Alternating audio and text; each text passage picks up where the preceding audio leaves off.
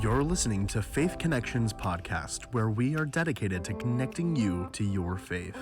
And now your hosts, Chris and Mari Torres. Hey guys, thank you for tuning in to Faith Connections. Chris and Mari Torres. Welcome back. We hope that you had a wonderful Mother's Day. Hope you celebrated, whether it was yourself as a mother, maybe celebrate it if you with your mom. So hopefully you enjoyed your time with family, and hopefully you got a lot of good gifts. Yeah, I know I did. Yes. Happy Mother's Day. Yes. So we are back. I know last week we talked about the Psalm of Asaph and really learned the 3 ways to help overcome when you're dealing with any type of situation that you're facing. There was 3 things that we learned from Asaph. And so today we're kind of going to be talking about therapy. How does that help us? What is therapy? What are some benefits of therapy? And so we're going to have our own little therapy session. Therapy session. So what is a therapy session? Right? When you think about what does it mean? What is it? I think people, there may be some people that might know what it is. Maybe you have experienced therapy, whether it has been a good experience or a bad experience. It could be that you've never actually maybe gone through it. You've just heard through the grapevine because maybe you have a friend or someone who's been through it. But therapy is, what therapy does, it kind of helps you gain insight. It really helps you gain insight and really get connected with your thoughts, your feelings, some of your behaviors, and help you make positive changes in life. And so that's really what, therapy does for many of us.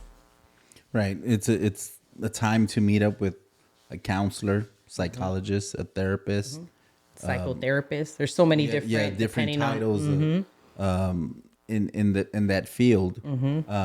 But you bring forth your inner problems, what your trauma, what you're dealing with. You it's an open session of talking out your problems, and then in retrospect, they're supposed to give you solutions or exercises or coping mechanisms to help you maneuver and guide you through whatever it is that you're dealing with, whatever the reasoning for that session. So it's a 2-way street.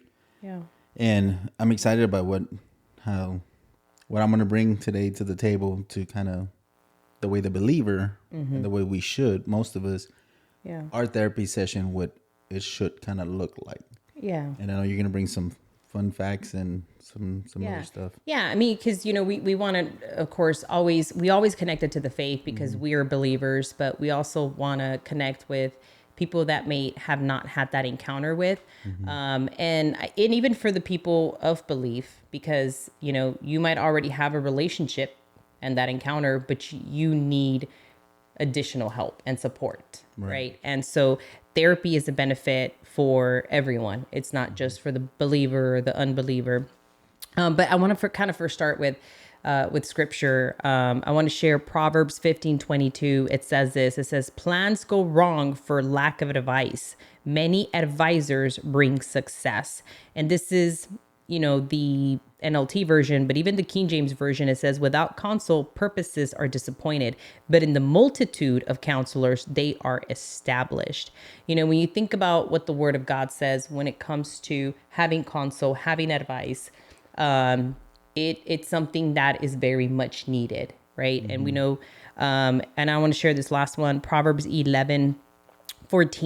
This is the NLT version. It says, "Without wise leadership, a nation falls. There is safety in having many advisors." The King James version says, "Where no counsel is, the people fall. But in the multitude of counselors, there is safety." Right. So when you think about, we were all created differently. We all have different strengths and opportunities, but it's good to seek the help and get the help from the people that this is their expertise. This is what they've been trained to do. When you get injured, right? If you break a bone, what do? You go to the hospital because you know that there's an expert there that's going to be able to help with repairing that, or helping make sure that it heals correctly. And so it's no different when you think about mental health. When we're struggling and we're feeling challenged, we need to do the same. I know you mentioned the word expert, and some of my notes here, even though that's their field, and they are supposed to be the experts in that field, one of my little bullets here notes is it's okay to disagree with your therapist. Oh yeah. Because, and me and you have had this conversation in regards to when it comes to health, who knows your body better than yourself? Oh yeah. The doctor is going to diagnose you, or he's going to try to find, what is that word that I'm looking, They're going to try to diagnose and try to find maybe what's causing some of the based symptoms. on your symptoms and what you describe to him. He's going to try to, okay, it looks like this, or it could be this, or whatever, right? Well, the same thing with therapy. Even though they are experts, believe it or not, you have control and you have say-so on how to guide that therapy session. You can dictate it how it and maneuver that session, whether you get this result or that result, right? We don't know A or B, right? Because nobody knows you better than you. Yeah. And what it is that you're dealing. That's why we have to be honest in these therapy sessions. That's why we need to bring forth whatever the issues, whatever is truly hurting, or whatever you need to bring out in order to allow that therapist to do their work, right? To be able to guide you better and give you positive results. And so when you do go to therapy, there's questions that are asked during that therapy. There's many different questions that are asked, right? And sometimes during the conversation, they ask a lot of open-ended questions. Like during the conversation, they're just asking questions, and you're like, well, why are they asking these questions? It's kind of odd. But they're asking questions so that to increase self-awareness on you, right? So they'll ask like, well, what do you think it means? Like, so you're there and then you're talking, and they're like, well, what do you think it means? Why are they asking you that? Because they want you to self-identify what that means to you. Right. They might ask, okay, so how's that working for you? Right. And it's, they might even ask like, what are some characteristics and beliefs that have influenced your past? Or, how has your mental health been impacting your daily life? What are some things that you do to help cope with stress? Right. So they're asking questions to kind of get you to talk and learn. Can you tell me more about why you're here? Right. I mean, that they typically start with that.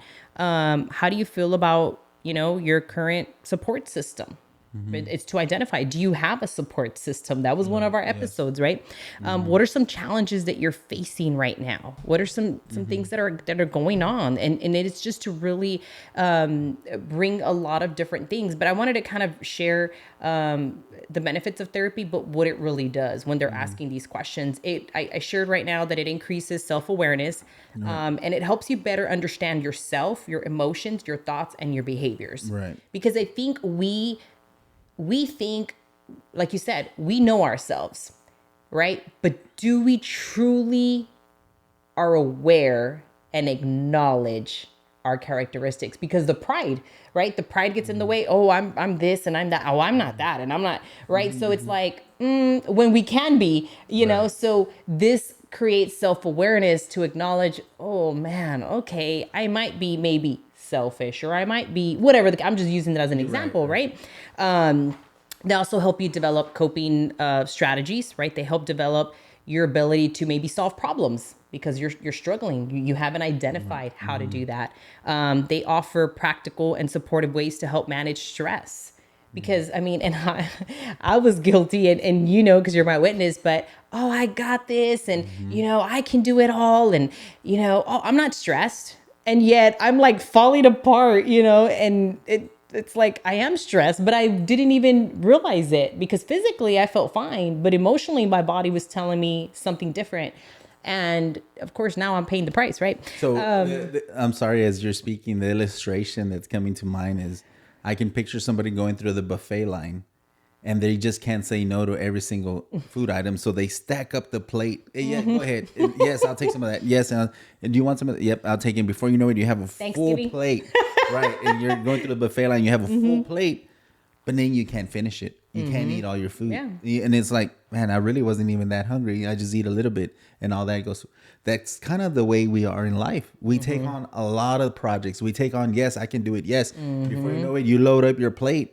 And then at the end, you can't even finish it. You can't even tackle one obstacle or one project because you're so overwhelmed and your plate's way too full. Yeah. So I picture that's the kind of picture that I come. And that's exactly what I did. And I would do it to myself. Right. And so now when I have a lot, of course, I've had to learn to say no, I can't. Well, self-identified, you said. Yes, and I then, have to acknowledge and okay, I can't. Right. And now, and then now, because of my, medical conditions and things that have affected me because of past trauma and different things that have happened in my life, I will physically feel it, right? Because fibromyalgia, man, it'll trigger an intense pain, so I won't feel good physically. Right. I will start, my mind can't keep up with everything, and I'll start slurring my speech. I'll say words that You flip words. Yeah, I flip words, or I'll say You're words. thinking one thing, but and I say another, right? And so that's how you know. Okay, Mari, you got to slow down, right? But that's what therapy does. It helps you develop coping strategies, helps you manage stress. And another point too that I think we just kind of mentioned earlier is that yes, we know ourselves, and because we know ourselves, sometimes we don't want to take our medicine. And I don't mean this in the literal sense. I just simply mean that we know what's good for us, but yet we don't do that. Yeah. So when we go to the therapist, that's the whole purpose of the therapist is again to bring awareness, to bring forth discovery. You discover this is what I'm good at. This is what I'm not good at. But why am I not good at this when I'm good at this is because I'm doing way too much of this and that. So you start bringing self-awareness of all the little things that have hindered you. Yeah. And the therapist is there to guide you and says, hey, well, this is why you need to do this. And as much as we don't want to do it, because maybe, man, I already knew that. I knew you were going to say that, or I knew that that's what I had to do, but we choose not to do it. Why? Because we get so... we're creatures of habit. So we get so ingrained and we get so used to it that we become numb. And then when it comes to healing, we don't want to go that route. Yeah. Yeah. Man, you said something that really hit me. And I remember, and I've shared this before, but it just kind of brought it up now. It's like, man, thank God for my psychotherapist that said, Mari. And let me tell you, it didn't feel good when she said this. I took offense to it when she said it when initially, right? When face to face, when it first happened. She said you're in denial. Yeah. And she said, you are in denial. And then she starts explaining the different mechanisms of the body and how they react, and said one of them is denial. And so you are automatically denying your depression. Like, oh, you can overcome it, or you're okay, but you're not okay. And so, man, it felt some sort of way, but man, thank God for her to, for me to be able to have that conversation and for her to just be honest. So you took your medicine and I did. And sometimes we have to, man, I saw a quote earlier. I wish I could bring it up, but sometimes God takes us through the difficult situations or difficult things because he knows what's good for us and he knows what's waiting for us on the other side. So we have to go through this difficult, and it's for self-discovery. Like in that situation,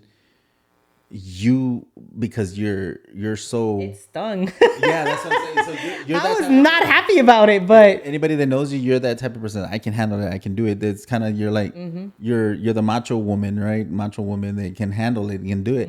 And because you're so, again, creature of habit, and you've been doing it for so long, it became second nature to you. And so when she hits you with truth by saying, hey, you're in denial, you're like what? How do I even swallow this, right? Yeah.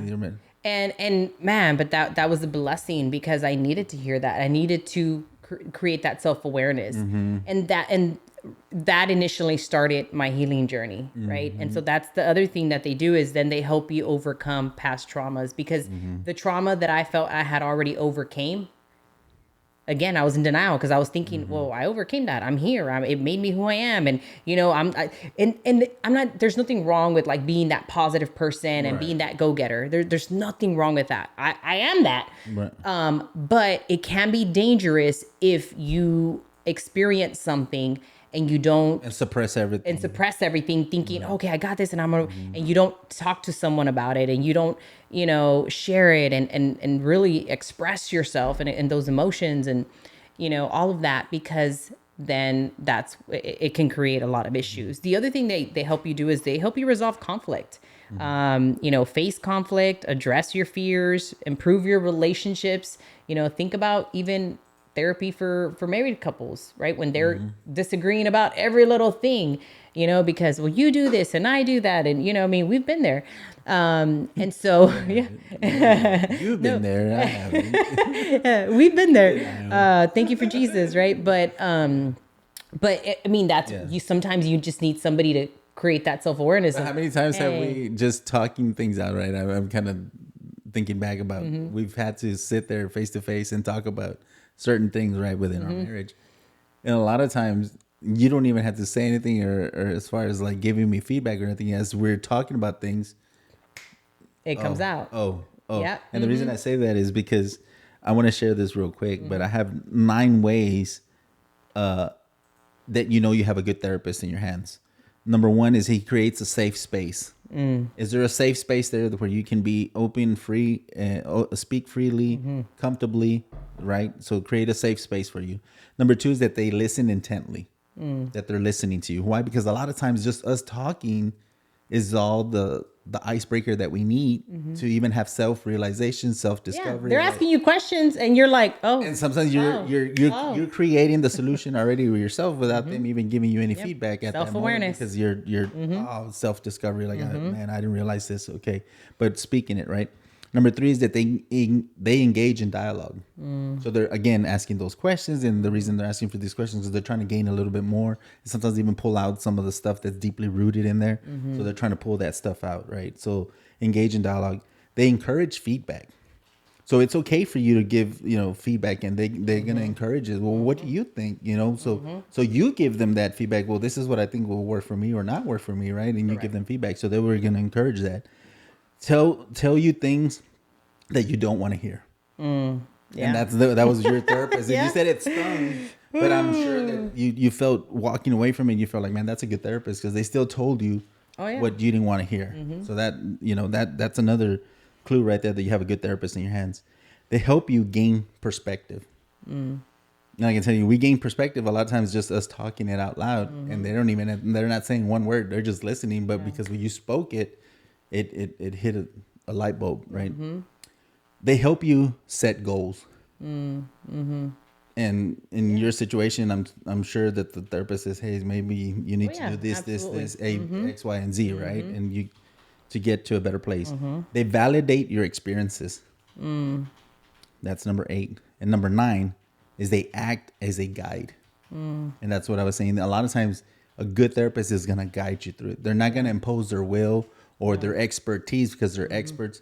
They're not. They're simply just going to guide you. And then allow you to speak your emotions, and again, it goes back to creating a safe space. Creating a safe space. They also help you with your communication skills. Think about so many people that, so for me, it wasn't an issue. The denial wasn't an issue of I didn't want to share it, or I don't communicate, and I would just hold everything in per se. Because I communicate everything with you, like, oh, I don't like this, or I don't like, I've always, so I felt like, well, I'm a good communicator. I communicate. If I don't like something, I'm going to say it. You're going to know exactly how I feel. Right. But think about the people that they don't communicate anything at all. Right. So the ones that are just the introverts. Yeah. And I used to be an introvert.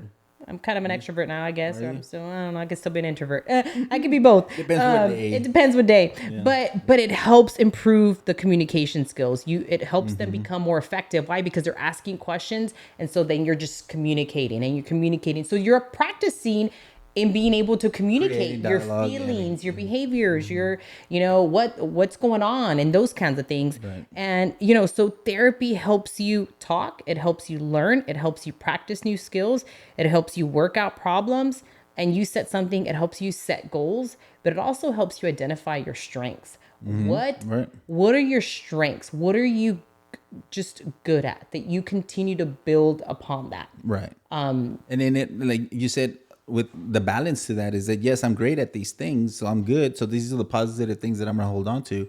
But what am I weak at? Where do I lack? Okay. What did I identify? Maybe I can focus over here a little bit more to bring this up to par with my strengths, right? And then before you know it, you're a well-balanced person. And as a matter of fact, in that list, it's a little slice of it looks like either orange or a lemon that they use, right? So it's a perfect slice and it looks like a pizza slice because you want to become that well balanced, equal slice all the way around. So it's having that balanced life, and that's what therapy session is all about, is to bring that balance back to your life, because sometimes we're out of balance, we're out of whack. It's just like our bodies when they get ill, the immune system is lacking, so we get sick, right? So we take our medicine and we get better. Our immune system comes back to where it needs to be, and we're better balanced. Same thing with our mental health.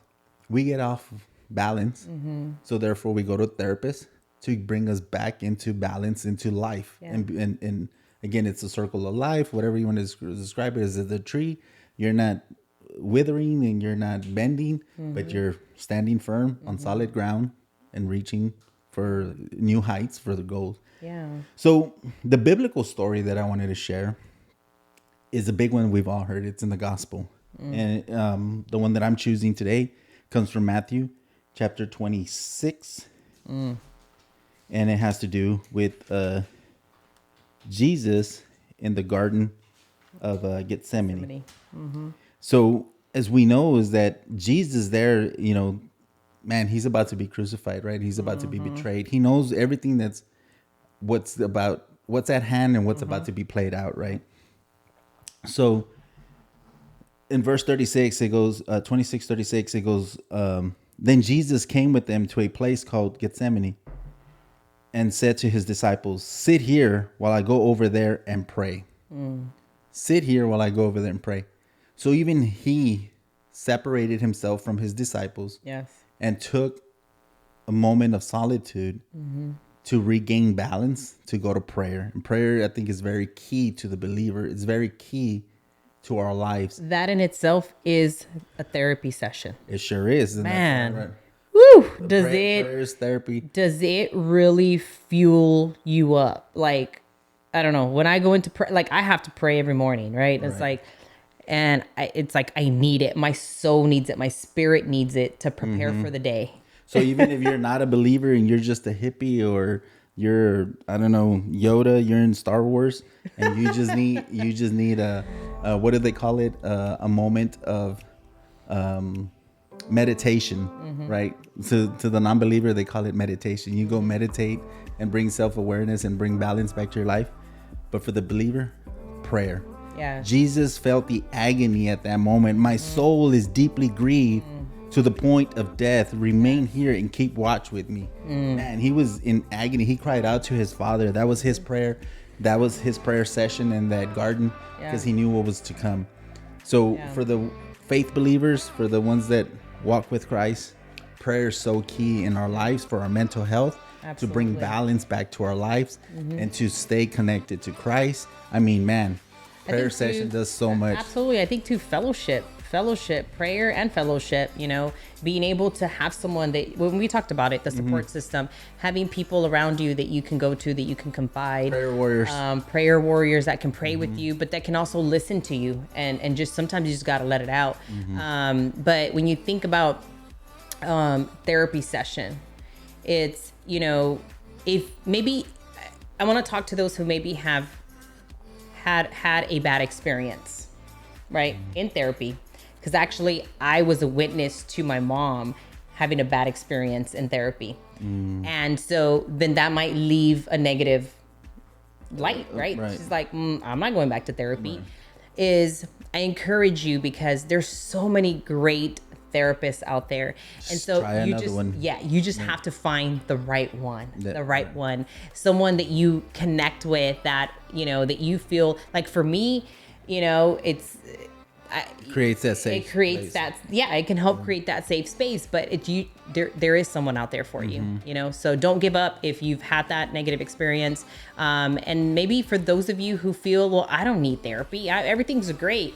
Let me tell you, we all need therapy. We really do. Yeah. When things are great, that's great. It'll keep us great. But when things are not great, when we're off balance, I love how you said that. When we are off balance, man, therapy can just Bring balance back. bring balance back. Thank you. Yes. And it's like the tennis shoe, bring new balance. So we hope that you took some things away from our therapy session today. Thank you so much. Make sure that you share the stream, that you subscribe, that you like. Thank you for tuning in to Faith Connections, where we connect you to your Faith.